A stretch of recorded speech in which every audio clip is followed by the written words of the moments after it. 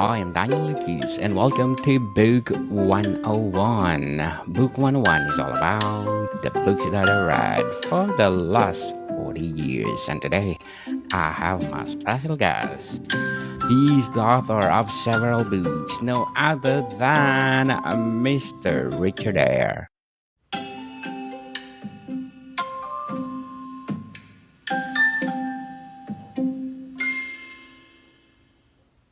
Hiya, Daniel. I'm fabulous, mister, and can you please introduce yourself? Yes, I'm Richard Ayer, author of several books, everything from horror through to crime. And that's about it, really. There's nothing much more interesting about me. Yes, Mr. Richard is my avid guest from the audio from to video. So, Mr. Richard, what inspired you to become an author? I think I think when I discovered books and discovered reading, and I liked writing stories myself. I used to write little short stories when I was at school a long time ago, just to entertain myself, and that grew really into writing my first book, which was actually Point of Contact. Was the first thing I ever wrote, first full script, if you like, and it was awful as things are when you first write them, but it's developed into something quite good, I think. I sort of dip in and out of writing nowadays, I'll be honest with you. I haven't written anything since, I haven't published anything since the book that came after this book that we're talking about today, A Life Eternal, which was a book called Shadow of the Knife. I'm hoping one day I can get my love for writing back again, and that's what I want to do. Looking forward, Mr. Richard, for books to come. Yeah. So let's talk about your. Is this your latest or second to your latest book? It's the second latest book. Yeah, this was published in 2020. Now I think I can't believe it's nearly it's almost 4 years since it was first published. Yeah, so this was the book that I had published before the last book, if you like. Okay, so can you tell us the writing process of A Life Eternal? It was very strange, A Life Eternal. It is one of the. It's strange. I was just on Twitter the other day, and there was somebody put a question on Twitter about have you ever had a book that's written itself? And for me, A Life Eternal almost did. I had an idea for a story about. I wanted to write. I'd been writing horror and things like that, and I wanted to write something a little bit different. I wanted to write something that was more to do with emotions and feelings and things like that. But at the same time, I still wanted a sort of a sci-fi speculative type aspect to it. And so I came up with an idea. I thought I'd come up with an idea, and I said to my wife, "I've got a great idea. It's about an immortal, but he doesn't really live forever. He is getting older, but he just grows old very, very slowly. And so he's lived for centuries. He is getting old. He looks like he's in his 40s or early 50s, but he's actually been alive for like 500 years or something." And my wife, Kath, she then showed me How to Stop Time by Matt Haig. And that's basically the premise of that book. It had already been written. I'd never written. I still haven't read that book. And so that was done. And then I thought, well, I'll not bother with a story about an immortal, because that was the thing that sort of was, to me, quite unique. But the idea wouldn't leave me alone, and so I started thinking about it again and looking at it from a different sort of angle. And so I came up with a story of a man who becomes immortal for a sort of rather convoluted reason. And I also decided that I wouldn't set it over sort of centuries and 500-600 years. I was going to set it over quite a finite amount of time, and I decided to set it in the 20th century. And once those two little aspects had come together, I very quickly came up with the idea that this person would be a soldier in World War One, and something would happen in World War One that would make him suddenly become immortal. And that's what the story is about, really. Unlike other books about immortals, he for most of the book he doesn't know why he's different. He doesn't understand. He knows something happened to him, but he doesn't understand what it is, or if there is anybody else like him. And he's constantly looking for answers, and that's really what the book is. It's the story of this young man called Rob, who takes us through the 20th century. From World War One, and it goes right up to 2022. What challenges have you faced writing A Life Eternal? The challenges I faced were I wanted it to, once that idea of having that shorter span of time, it's 100 and odd years, but for a book about an immortal, it's quite a short space of time. What the realization to me was I wanted it to do that because I think if immortality was real, and if you were alive for centuries and centuries, I believe it would drive anybody mad. I think if that was your reality, you'd become inhuman, because there would be nothing. Everybody you ever loved was going to die, and you would know this, and there'd be no point. And I think life would become literally pointless. And that's the idea that I wanted to come up with with Rob, that he begins to despise ordinary humans because he's jealous that they've got this finite time on the planet and he isn't like them. So the idea, I suppose the difficulties I faced was to try and take something where most people, if you said, would you like to be immortal? Most people say, yeah, I'd love to be immortal. Never die, never worry about getting any sort of horrible diseases. But turn that on its head. And that's what I ended up wanting to do in this book, was to try and show that actually immortality would become it wouldn't be a good thing. It would be horrible. It would be horrible. And there are a couple of parts in the book where I've described Rob as being a man who is very alone because there's no one like him. So that, yeah, the difficulties, it wasn't so much the history. That was one of the difficulties. Because I teach history for a living, I didn't want this just to become a potted history of 20th century, the 20th century world. So what I try to do, and I think I've managed mostly, is drop in little events such as the Cuban Missile Crisis or whatever, things like that.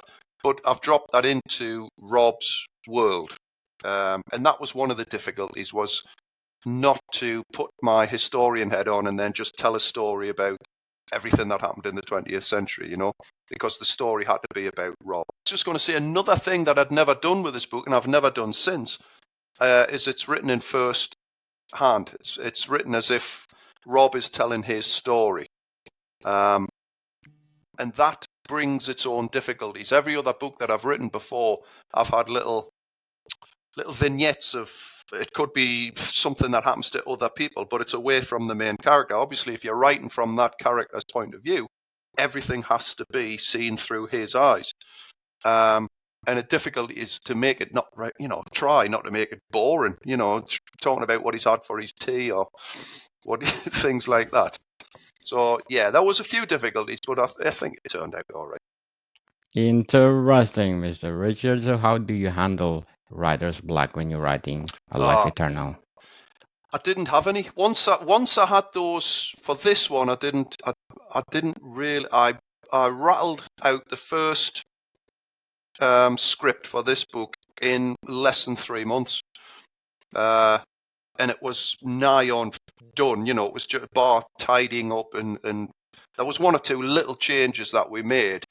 But yeah, this, as I said at the beginning, this book seemed to be a book that just once I started, I seemed to know exactly what was going to happen, and it almost just wrote itself with me just being there to put it, you know, as they used to say, pen to paper, but putting it down onto into a readable script. I'm suffering from writer's block now because I can't seem to get myself into the motivation to do any writing at the moment, and I have had it before. In the past, I've tackled writer's block by leaving the script and just writing short stories. I've found that in the past that's worked for me. I'll write short stories about entirely different things to whatever script I'm working on, and that seems to turn some little cogs somewhere that makes things work. And I should maybe think about doing that again. I'm just really busy at work at the moment, and I can't. I just haven't got the time, unfortunately, to put into the writing that I want to put into it. But hopefully one day soon that'll come back. Yes. But for this book, weirdly, it just rattled out. It just almost, there it was. It was a finished product. What authors or books influence A Life Eternal? I would say certainly for my horror stuff, the big influence was James Herbert, British horror writer James Herbert. And for the Shadow of the Knife, as a historical crime thriller, I suppose books by Bernard Cornwell, Stephen Saylor. But for this one, I really don't know. I don't think this one really had any influences of other writers.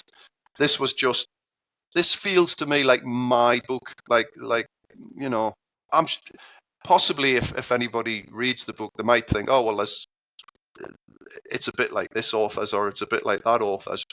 But I'm big enough to realize that a lot of my work has been influenced by the likes of James Herbert. I'm not saying I'm anywhere near as good as James Herbert was, but just that type of storytelling. But for A Life Eternal, I don't really think that was possibly. There's an author I really like called Derek Robinson, and he's written a lot of books about the war in the air, the sort of World War I and World War II. He's written other things as well, but there's a lot of books about that. And I suppose for some aspects, possibly when Rob is, when I'm describing Rob when he's at war, in World War I and in World War II, perhaps some of the sort of descriptive writing perhaps comes from Derek Robinson as a basis for what I was writing. But apart from that, I think this was just something that sort of came from me rather than other writers. Very well said, Mr. Richard. But before we go on, I want to shout out our listeners in Finland. Thank you, Finland, for supporting this podcast, because in Uusimaa, I got 63% audience there. Pirkanmaa, North Karelia, North Savo, Southwest Finland, and North Ostrobothnia. Thank you, Finland, for supporting this podcast, because this podcast is created to empower writers, authors all over the world, like Mr. Richard Ayer. So, can you tell us the research process of A Life Eternal? The research process for this one was not too bad, because I do teach about the 20th century. I teach about the Cold War, and I teach about America in the 20th century. So there was a lot of stuff I knew, which made it easier to sort of drop the odd things into the story. For example, there is a section of the book in the 1920s when Rob goes to America and he ends up working for a bootlegger in New York. So it's in the Prohibition period in New York. So those little things, and just adding things in with my imagination. There are some real figures who drop into the story, but they are all minor figures. Like the sort of crime boss who was in charge of the sort of docks of New York in the 1920s. He's mentioned in the book, but the bootlegger that Rob works for is a fictional character. Right, yeah. There's the research itself was quite easy, and apart from just a little bit of internet research, just to make sure that I was getting things right. Things like World War II, I wanted to make sure that the aspects of where Rob ends up in World War II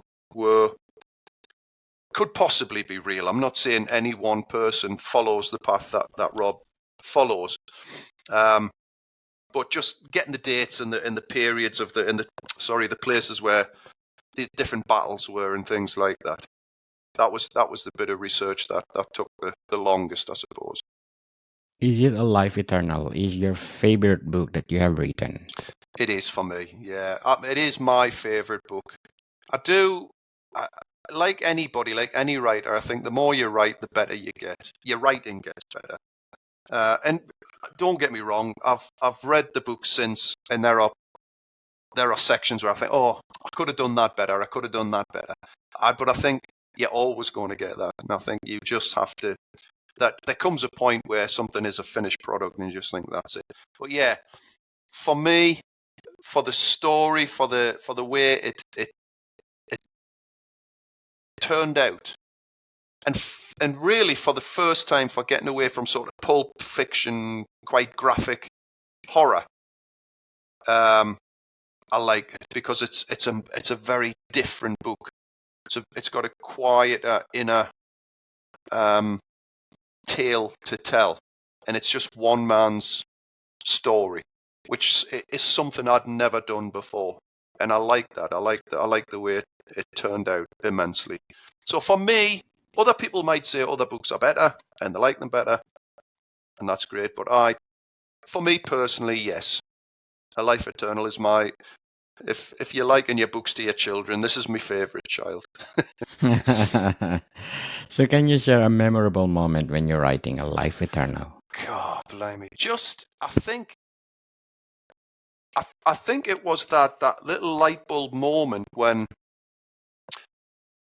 when the idea of having it just over 100 years, and the idea of now I know why he becomes immortal. Now I know what happens to him.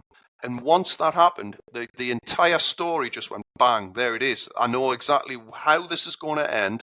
I know roughly how I'm going to get there, and I'm going to tell the story of this guy's life, because now I know there is a specific reason why he becomes immortal. And once that specific reason was clear in my head, the rest of the book just went phew, and it just really, as I've said, it sort of flew out of me.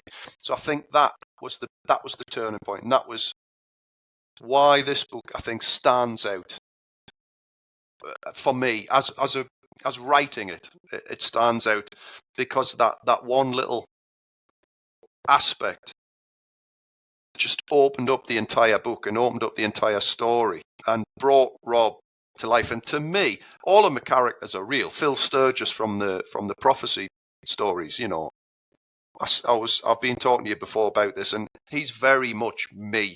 There's a lot of Phil Sturgis. There's a lot of me in Phil Sturgis as a younger man. There's not much of me in Rob Deakin. So he's almost like someone I met, even though I was creating him. But I met him, and he became a real person, even though he's a fantasy figure, Yeah. My favorite. Yes. Interesting novel, Mr. Richard. So, what is your advice for aspiring writers out there? Just think, unlike me, I think you've got to never give up. I think you have to keep trying. The hardest thing about writing nowadays is marketing.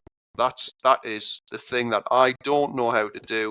I have never known how to do it. Try and get a decent publisher who believes in you. I was lucky for A Life Eternal and for Shadow of the Knife to have a publisher that pushed the books. But they can only do so much. You know, small publishers can only do so much. There is a lot that you can do as an author. But yeah, there's nothing. Well, I'm not saying there's nothing, but one of the nicest feelings you can have if you're interested in writing is that day you get your book when it's published and you hold that book in your hand and it's gone from this nebulous idea in your head into a physical thing that you can hold, and it's got a cover and it's got your name on it. And even, you know, some of my books aren't the best written in the world.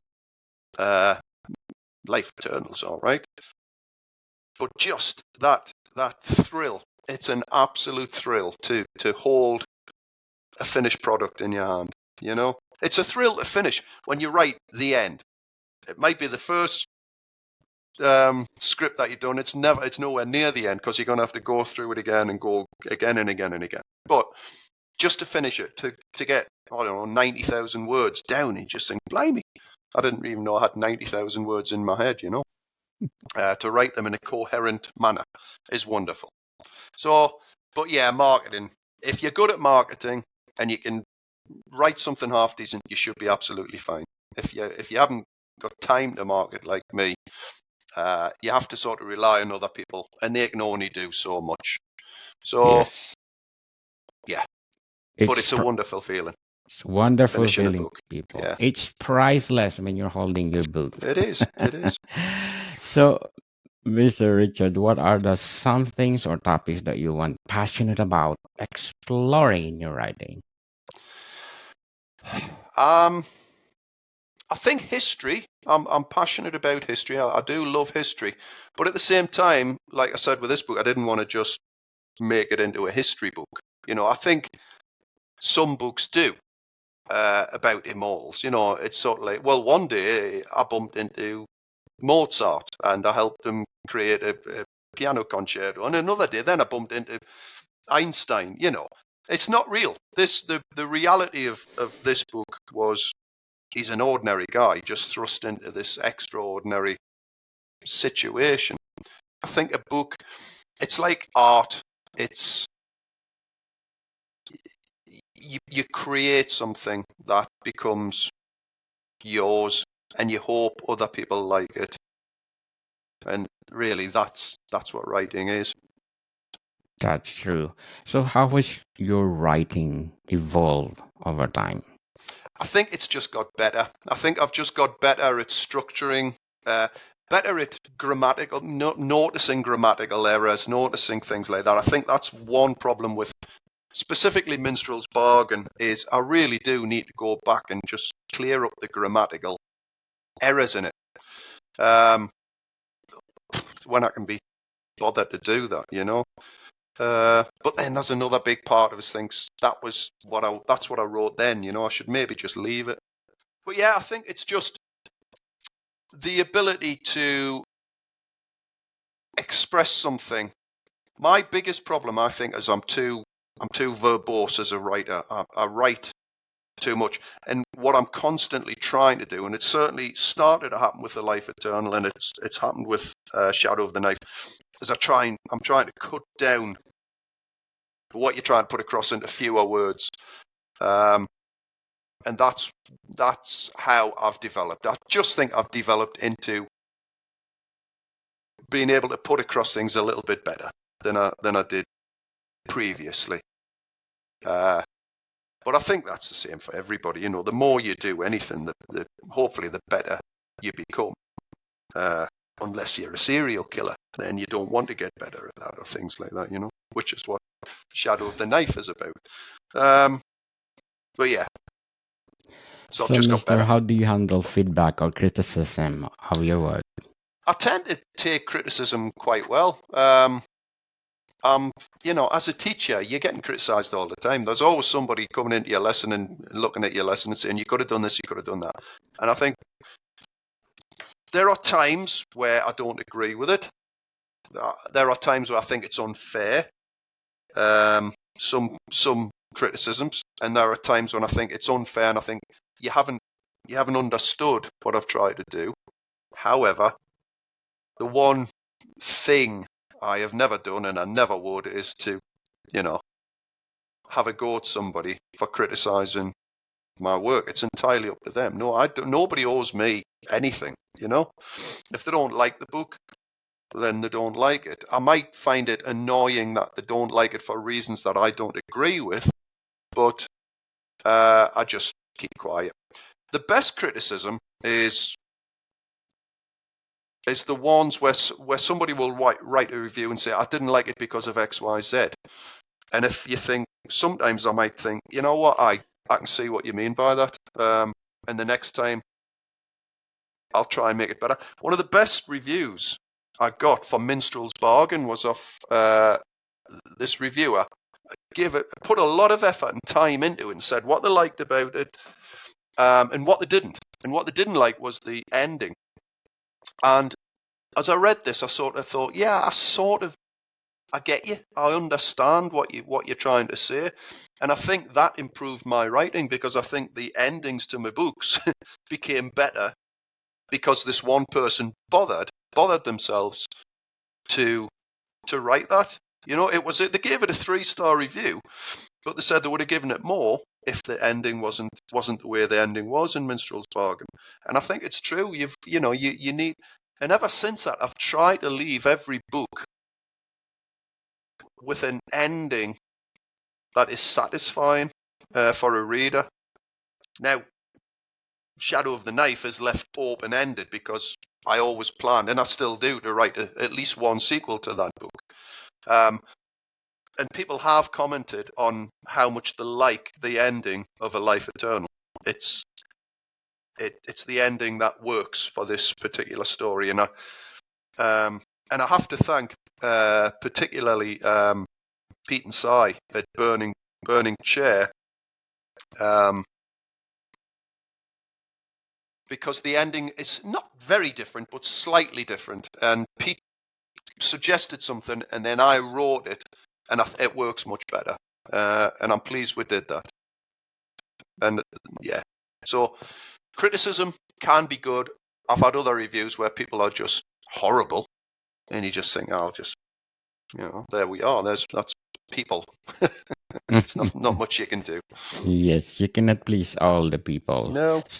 Thank you, Mr. Richard. But before we go on, Yeah. I'm inviting you to please do listen to my other podcast, Food 101, our 4th season with Chef Alessandro, one of the best executive chef in one of the 5-star hotel in downtown Toronto. So please do listen to our latest episode. We talk about our Food 101 culinary course volume 2, fundamentals. And please do purchase our Food 101 culinary courses, volume 1 basics, volume 2 principles, and the volume 3. So please do purchase and listen to Food 101. So Mr. Richard, what are your or some of your goals or aspirations as a writer? I think I want to get back into writing at some point. Certainly, I think, and I want to. I've got lots of stories that I've started. So I've got a lot of ideas. Ideas aren't the problem. It's finding the time and finding the will to try and write it all down. But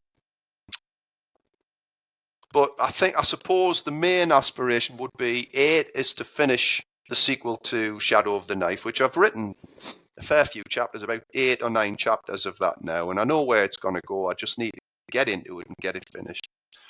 And then B is just continue writing and not worry too much about whether the books are going to sell or whether they're not going to sell. Just write, because as I've said, that, and I've just reminded myself actually talking to you, that feeling of finishing a book, of getting that last thing done, and especially when you hold it in your hand, is a wonderful feeling.